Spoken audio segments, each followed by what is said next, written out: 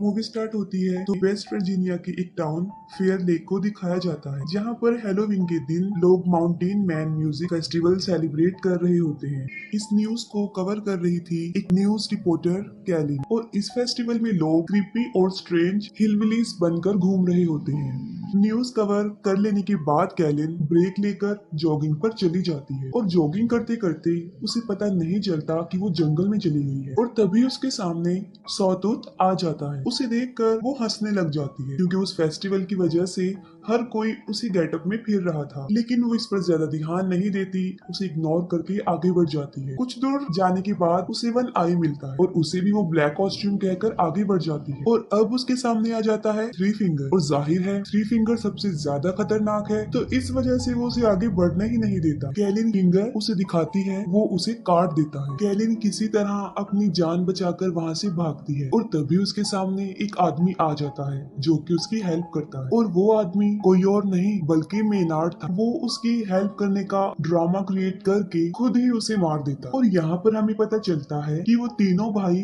उसी के लिए काम कर रहे होते हैं, और वो तीनों भाई पिछले पार्ट में उस सैनिटोरियम से निकलकर फाइनली मेनार्ड को मिल ही गए, और अब वो उसी के साथ रहते हैं, उसी के लिए काम कर, क्योंकि वो भी इन जैसा ही है, एक सीरियल किलर है और मारने के बाद लोगों को खा जाता है। इसके बाद वो एज यूजुअल जो उनकी हैबिट है वो ही करते हैं, यानी वो कैलिन की बॉडी को अपने केबिन में ले जाकर काटना शुरू कर देते हैं। और वहीं पर मेनार्ड उन्हें डांटता है, उन पर गुस्से होता है, क्योंकि वो सबूतों को ठिकाने नहीं लगाते थे, और वो तीनों उससे डर कर रहते। इसके बाद हमें 5 कॉलेज फ्रेंड्स दिखाए जाते हैं, और वो भी उसी माउंटेन मैन म्यूजिक फेस्टिवल में जा रहे होते हैं, और रास्ते में जानबूझकर मेनार्ड उनकी कार के सामने आ जाता है, और उसको बचाने की वजह से उनकी गाड़ी क्रैश हो जाती है और एक ट्री में जाकर लग जाती है। और मेनार्ड उन्हें ऐसे शो करवाता है कि जैसे वो उनकी गाड़ी से टकरा गया हो। लेकिन उन फ्रेंड्स में बिली, जो कि कार ड्राइव कर रहा था, उसे पूरा यकीन था कि कार ने उसे टच भी नहीं किया, और जैसे ही बिली उसे चेक करने के लिए उसकी तरफ बढ़ता है, वो उस पर चाकू से अटैक कर देता है, जिस पर वो तीनों फ्रेंड्स मिलकर उसे पीटना शुरू कर देते हैं। और ये सब कुछ वो तीनों भाई भी देख रहे होते हैं। अभी ही लीगर्स ब्रदर उन पर अटैक करने ही वाले होते हैं कि पुलिस ऑफिसर्स, शेरिफ एंजेला और डिप्यूटी बिग्स वहाँ पर आ जाते हैं। एंजेला उन सबको अरेस्ट करके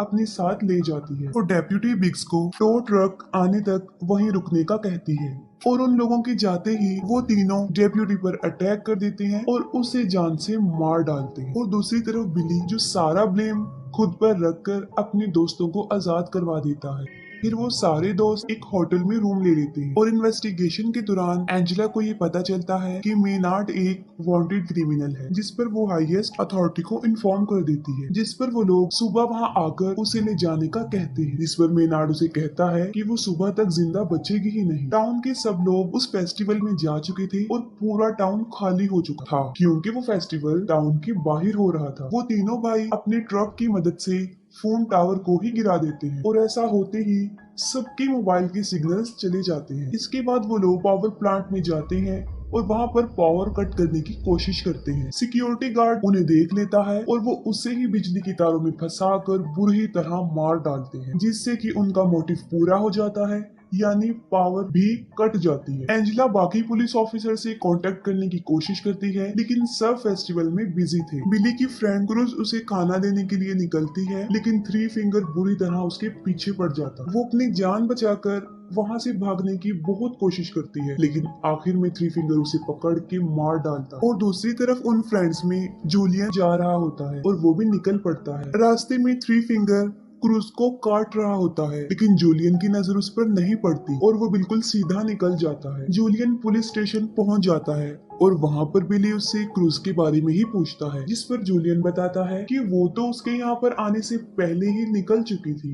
पीछे से लीटा शावर लेने के लिए जाती है, और तभी सॉटूथ उनके फ्रेंड गस को पकड़ के भी ले जाता है। आवाज सुनकर लीटा बाहर आती है, और वन आई उस पर भी अटैक कर देता है। किसी तरह बड़ी मुश्किल से अपनी जान बचाकर वो वहाँ से भाग जाती है। पुलिस स्टेशन के दरवाजे पर कोई नॉक करता है, और बिली समझता है कि शायद ये क्रूज होगी। तब एंजेला चेक करती है तो वहाँ पर उसका हस्बैंड होता है जो उसके लिए खाना लेकर आया होता है। वो उसे खाना देकर वहाँ से चला जाता है। वो तीनों भाई गस को बांधकर हथौड़े से उसके पाँव पर मार मार कर उसकी टांगे पूरी तरह से तोड़ देते हैं। इसके बाद वो उसे ले जाकर पुलिस स्टेशन के बाहर फेंक देते हैं। वो मदद के लिए काफी चिल्लाता है और बिली और जूलियन उसे फौरन पहचान लेते हैं। एंजेला उसकी हेल्प करने के लिए बाहर जाती है और वो तीनों उसके ऊपर ट्रक चढ़ाकर उसे बुरी तरह कुचल देते हैं और एंजेला कुछ भी नहीं कर पाती। और इसके बाद वो उसकी बॉडी रोड पर से हटाकर साइड पर रख देते हैं। एंजेला बिली, जूलियन और एक और प्रिजनर को शॉटगन देकर उन्हें डिप्यूटी असाइन कर देती है। बिली जो कि क्रूज को ढूंढना चाहता था और एंजेला उसे साफ इनकार कर देती है और वो स्टेशन को गार्ड करने का कहती है। खुद वो करीब ही एक शॉप पर जाती है जहाँ पर रेडियो और जनरेटर था। बड़ी बहादुरी से वो वहाँ पहुंचकर जनरेटर को स्टार्ट करने की कोशिश करती है और वो किसी से कांटेक्ट भी कर लेती है जिस पर वो बैकअप बुलाने का कहती है। लेकिन जिस लड़के से उसका कांटेक्ट हुआ था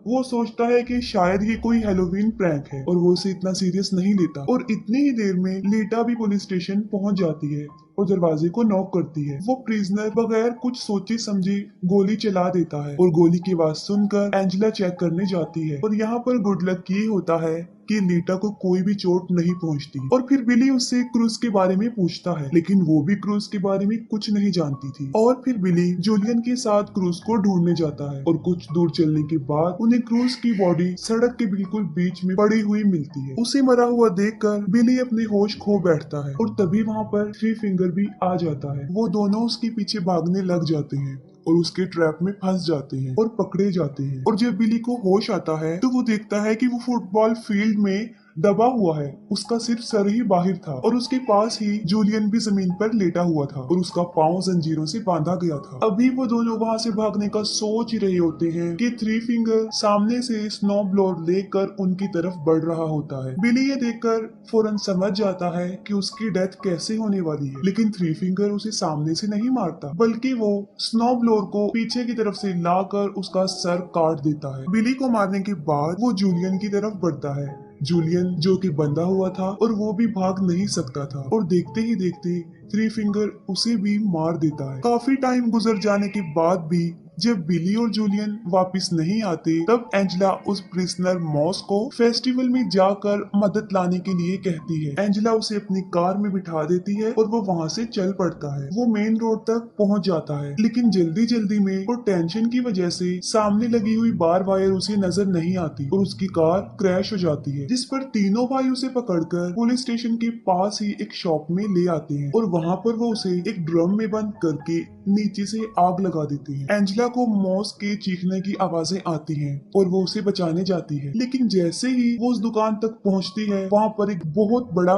ब्लास्ट हो जाता है। पीछे से मेनार्ड लीटा को लालच देता है। वो कहता है कि अगर वो उसे यहाँ से निकाल देगी तो वो उसे नहीं मारेगा, लेकिन बदकिस्मती से लीटा उसकी बातों में आ ही जाती है और वो मेनार्ड को वहाँ से निकालती है, लेकिन उसका बदला वो ये देता है कि वो उसकी दोनों आंखें ही निकाल लेता है। वो उसकी आंखें ही फोड़ देता है और वो चिल्लाती हुई बाहर आती है और वहीं पर एंजेला उसे देख लेती है और उसकी तरफ भागती है और तभी मेनार्ड भी बाहर आ जाता है और उसे शूट करने ही वाला होता है। उससे पहले ही एंजेला उसकी शोल्डर पर शूट कर देती है। इसके बाद वो उन दोनों को पुलिस स्टेशन लेकर आती है और मेनार्ड को दोबारा से लॉक में बंद कर देती है और फिर एंजेला खुद मदद लेने के लिए बाहर जाती है और बाहर उसे उसके हस्बैंड की कार नजर आती है। कार के पास जाकर वो देखती है कि उसके हस्बैंड को अंदर ही किसी ने बांधा हुआ है, लेकिन उसे ये समझ नहीं आ रही थी कि ये एक ट्रैप है। उसके हस्बैंड के सर के ऊपर एक तेज धार वाला चाकू लगा हुआ था जो सीधा कार के दरवाजे के साथ अटैच था। वो जल्दी से जाकर दरवाजा खोल देती है और वो चाकू उसके हस्बैंड को बीच में से चीर देता है और इतने में